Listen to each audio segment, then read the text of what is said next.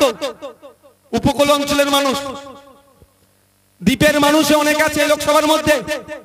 আপনারা বলুন, প্রায় প্রতি বছর প্রাকৃতিক দুর্যোগ হচ্ছে, ঝড়ে কটা বাজে দেখো তো, ঝড়ে বাঁধ ভেঙে যাচ্ছে, বন্যার পানি, নদীর পানি ঢুকে যাচ্ছে, নোনা জল ঢুকে যাচ্ছে, নোনা জল ঢুকে যাচ্ছে। আর আমি 10-15 মিনিট বক্তব্য দেবো, কারো অসুবিধা আছে ভাই? কষ্ট হচ্ছে জানি, আমরাও কিন্তু পাখা বন্ধ করে দিয়েছি। এই দেখেন কুলার কিন্তু চলছে না, কুলারও বন্ধ আছে ভাই। কষ্ট আপনারও হচ্ছে, আমারও হচ্ছে। আপনিও কষ্ট করুন, আমিও কষ্ট করি, একসাথে আমাদের কষ্টের ফল আগামী দিনে পার্লামেন্টে যাবে। এই কষ্টের ফল পার্লামেন্টে গেলে কি বলবে আপনাদের জন্য? আমাদের বারবার দাবি করে এসেছি, পশ্চিমবাংলার বিধানসভাতে, আইনসভাতে আপনাদের কথা ভেবে আমরা লড়াই করছি, দাবি রেখেছি ওখানে যে ওই মাটির বাঁধ আর চলবে না, বালির বস্তা দিয়ে আর বাঁধ নির্মাণ করা যাবে না, থুতু দিয়ে আটা ছানা যাবে না, কংক্রিটের বাঁধ নির্মাণ করতে হবে। অর্থাৎ বিজ্ঞানসম্মত ভাবে ঢালাই বাঁধ নির্মাণ করতে হবে। আইনসভার মধ্যে বলেছি এই আওয়াজটা দেশের আইনসভায় পৌঁছাতে হবে। পৌঁছাবে কে? ইন্ডিয়ান সেকুলার ফ্রন্টের মাস্টার মেঘনাথ হালদার মহাশয় এই আওয়াজটা পার্লামেন্টে পাঠাবে। আপনারা যদি চান আপনাদের এখানের বাঁধগুলো কংক্রিটের হোক, আপনারা যদি চান এই প্রতি বছরে যেভাবে ক্ষতিগ্রস্ত হচ্ছে ওর হাত থেকে মুক্তি পেতে হবে, বিজ্ঞানসম্মত ভাবে বাঁধ নির্মাণ করতে হবে, তাহলে আপনাদের বলবো মাস্টার মেঘনাথ হালদার মহাশয়কে আপনারা আগামী জুন মাসের 1 তারিখে চুপচাপ গিয়ে কোন রকম কারো প্ররোচনায় পা না দিয়ে, কোন লোভের কাছে আত্মসমর্পণ না করে, কোন মিথ্যা প্রতিশ্রুতির কাছে আত্মসমর্পণ না করে খাম চিহ্নে ভোট দিয়ে বিপুল ভোটে জয়যুক্ত করুন। করবেন তো নাকি ভাই? আশা করছি। তবে একটা কথা বলি, বসে তৃণমূলী ভাইরা দেখছেন তারা নিঘাত হারছে, বাড়িতে বাড়িতে গিয়ে যেখানে আমার হিন্দু মা বোনেরা আছেন তার কাছে গিয়ে কি বলছে, কি করছে?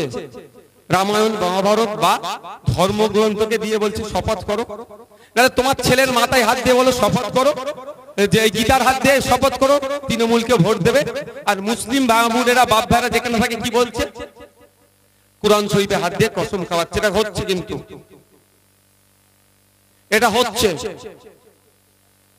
এটা হচ্ছে। তবে আমি একটা কথা বলবো আমার হিন্দু বাপ ভাইরা, মুসলিম বাপ ভাইরা সবার উদ্দেশ্যে বলছি, আমি সোশ্যাল সাইটে একটা লেখা পড়েছিলাম। লেখাটা কি? যদি কোনো সময় এটিএম এর মধ্যে আপনি ঢুকেছেন, দুষ্কৃতীদের সম্মুখীন হয়ে গেছেন, দুষ্কৃতীরা বলছে এটিএম এর পিন বলো, টাকা পিন মেরে টাকা তোলো, নালে তোমাকে কি হবে? মার্ডার করে দেবো, খুন করে দেবো, তোমার বিপদ আছে। তখন কি করবেন? ওটা আমি যদিও কোনোদিন অ্যাপ্লাই করিনি, কারণ আমার সামনে এইরকম সম্মুখীন হয়নি। তো বলছে কারো যদি পাসওয়ার্ড 1 2 3 4 হয়, পাসওয়ার্ডটা 4 3 2 1 মারো, তাহলে বলছে নাকি বল মেশিনের মধ্যে টাকাটা ঘুরে মেশিনের মধ্যেই থেকে যাবে, আর বাইরে আসবে না। আর দুষ্কৃতী কি বলবে? এ চেষ্টা করেছিল টাকা তোলার, মেশিন খারাপ। তো আপনাদের বাড়িতে গীতা মাথায় রেখে, গীতা হাতে ধরিয়ে, কুরআন শরীফে হাত দিয়ে বা কুরআন শরীফ মাথার উপরে রেখে, বা আপনার বাড়ির বাচ্চাকে ডেকে বলছেন মাথায় হাত দিয়ে বল টিএমসি কে ভোট দিবি, কি অ্যাপ্লাই করতে হবে আপনারা ভালো জানেন তো ভাই? হ্যাঁ, কি বলছি বুঝতে পারছেন না? কিভাবে এটাকে কাটিয়ে উঠতে হবে? দেখুন, আপনাকে নাকি সিএ করে তাড়িয়ে দেবে বলছে, তো আপনার হাতে যদি তার সামনে নিয়ে এসে কেউ কোরআন মাথায় দিয়ে, গীতা মাথায় রেখে যদি শপথ করায়, আপনাকে তো ঠিকভাবে কাটিয়ে দিতে হবে। সেই কাটানোর পন্থা বলতে হবে নাকি ভাই?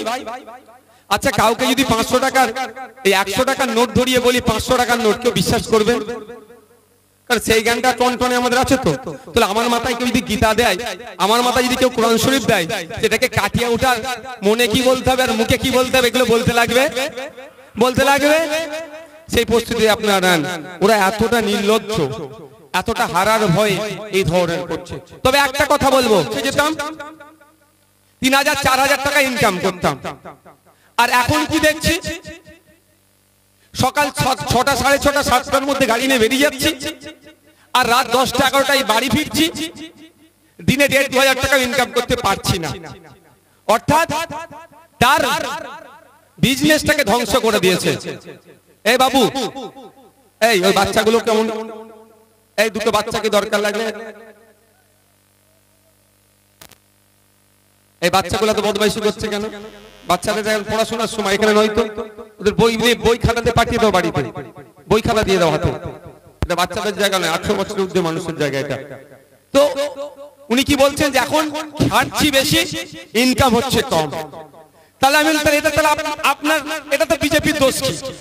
বলছে এখন কর্পোরেট করে দিচ্ছে, বাদানি আমবাদি বড় বড় শিল্পপতিদের হাতে দেশটাকে বেচে দিচ্ছে, ফলে প্রভাবটা সাধারণ মানুষের উপরে পড়ছে।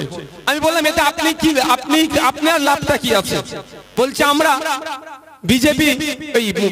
বিজেপির মোহতে পড়ে বিজেপিকে নিয়ে এসেছিলাম, যে অন্যায়টা করেছি পরের প্রজন্মকে কিন্তু এর জবাব দিতে হবে আমাকে, পরের প্রজন্মের কাছে আমাকে কোশ্চেনের সম্মুখীন হতে হবে। তা আমি বললাম কিভাবে আপনি কোশ্চেনের প্রতি উত্তর দেবেন?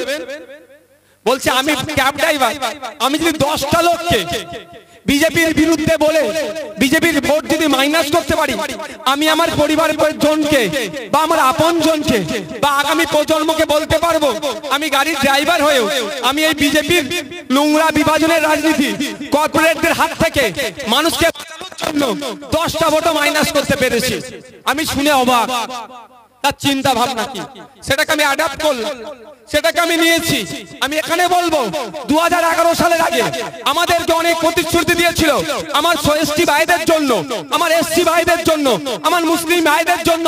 মমতা ব্যানার্জি অনেক কথা বলেছিল, উল্টে কি দেখছি আমি আমার এসটি ভাইদের কোটাতে যেখানে এসসিরা চাকরি করবে, যেখানে এসটিরা চাকরি করবে সেই সমস্ত জায়গাতে নন এসটি এসসিরা চাকরি করছে, ফলে আমার দলিত ভাইয়েরা, ফলে আমার আদিবাসী ভাইয়েরা ক্ষতিগ্রস্ত হচ্ছে, মাইনরিটিরা যেভাবে বঞ্চিত হচ্ছে। আমাদের ভুলের প্রায়শ্চিত্ত যদি করতে চাই আপনাদের বলবো 10টা করে ভোটের দায়িত্ব নিন, বিজেপি তৃণমূল থেকে মাইনাস করিয়ে আইএসএফ এর কাছে নিয়ে আসুন, ভুলের প্রায়শ্চিত্ত করিয়ে আমরা পার্লামেন্টে পাঠাই মাস্টার মেঘনাথ হালদার মহাশয়কে, যে পার্লামেন্টের মধ্যে গিয়ে চিৎকার করে বলবেন যে আমি একজন এসসি সংরক্ষণ সিট থেকে এসেছি, ওয়েস্ট বেঙ্গলে এসসি কোটাতে অর্থাৎ দলিত ভাইদের জন্য চাকরিতে যে সংরক্ষণ আছে, আমার হিন্দু সমাজের দলিত ভাইদের সেই সংরক্ষণ মানা হচ্ছে না। সেই পরিবর্তে যে মমতা অভিষেক ব্যানার্জিদের দলের লোকদেরকে টাকা দিচ্ছে তারা সেখানে চাকরি করছে, এর বিরোধিতা পার্লামেন্টে গিয়ে করবেন, আইএসএফ এর পক্ষ থেকে জনগণের কথা বলবেন মাস্টার মেঘনাথ হালদার মহাশয় যদি আপনারা পাঠান।